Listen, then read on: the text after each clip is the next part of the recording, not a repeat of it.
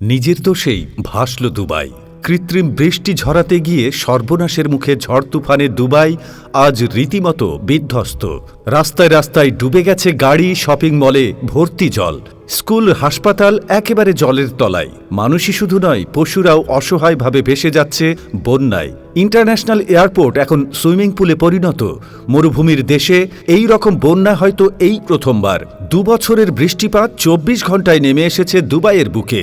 দুপুর 2:30টায় এইরকম ঘন কালো অন্ধকার হয়তো জীবনেও কেউ দেখেননি। দুবাইয়ে ভয়াবহ পরিস্থিতি দেখে শিউরে উঠবেন আপনিও। কিন্তু জানেন কেন হলো এরকম পরিস্থিতি? নিজেদের সবচেয়ে অত্যাধুনিক করতে গিয়েই এই রকম হাল হয়েছে নাকি? প্রকৃতি কি নিজের খেলা দেখাচ্ছে? তাহলে আসুন জেনে নিই আসল সত্যিটা কি। এই ভয়াবহ পরিস্থিতি সেই বন্যার জন্য আসলে দায়ী দুবাই নিজেই। পশ্চিম এশিয়ার অন্যতম অর্থনৈতিক কেন্দ্র হিসেবে গণ্য করা হয় দুবাইকে, কিন্তু এই প্রবল বৃষ্টিতে নাজেহাল এই মরু শহর। প্রবল ঝড় বৃষ্টিতে কমপক্ষে 18 জনের মৃত্যু হয়েছে বলে জানা গিয়েছে। পরিস্থিতি এমন পর্যায়ে পৌঁছেছে যে দুবাইয়ের মতো শহরেও মানুষজনকে দেখা যাচ্ছে নৌকো করে রাস্তা পার হতে। দুবাই চরম রুক্ষ এলাকা হিসেবে পরিচিত। তীব্র গরমে প্রাণহানির আশঙ্কাও বাড়তে থাকে, আর তাই বৈজ্ঞানিক পদ্ধতি ব্যবহার করে কৃত্রিম উপায়ে বৃষ্টিপাত ঝরানো শুরু হয়েছিল 2000 সাল থেকেই। আর দুবাই এই বন্যা পরিস্থিতির জন্য ক্লাউড সিডিংকেই দায়ী করেছেন বিশেষজ্ঞরা। হ্যাঁ, অত্যাধুনিক এই প্রযুক্তির কারণেই নাকি বানভাসী হয়েছে বিশ্বের অন্যতম বাণিজ্যিক শহর দুবাই। কিন্তু কিভাবে তৈরি করা হয় এই ক্লাউড সিডিং?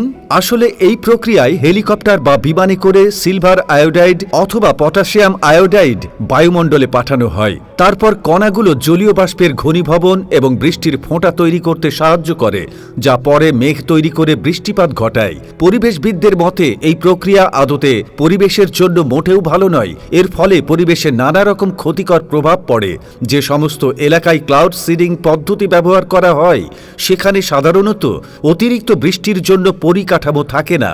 ফলে আচমকা অতিরিক্ত বৃষ্টির কারণে তৈরি হতে পারে বন্যা পরিস্থিতি। বিজ্ঞানীদের মতে সিলভার আয়োডাইডের মতো রাসায়নিকের ব্যবহারে পরিবেশে দীর্ঘমেয়াদী ক্ষতি হতে পারে। এই পদ্ধতিতে মহাসাগরের অ্যাসিডিফিকেশন, ওজোন স্তর হ্রাস এবং বায়ুমণ্ডলে কার্বন ডাই অক্সাইডের মাত্রা বাড়িয়ে দিতে পারে, যার ফলে গাছপালা এবং প্রাণীদের উপর পড়তে পারে খারাপ প্রভাব। তবে আরেক দল বিশেষজ্ঞ জানাচ্ছেন, কৃত্রিম বৃষ্টিপাত নয়, বরং জলবায়ু পরিবর্তনের কারণেই বৃষ্টি হচ্ছে দুবাইয়ে।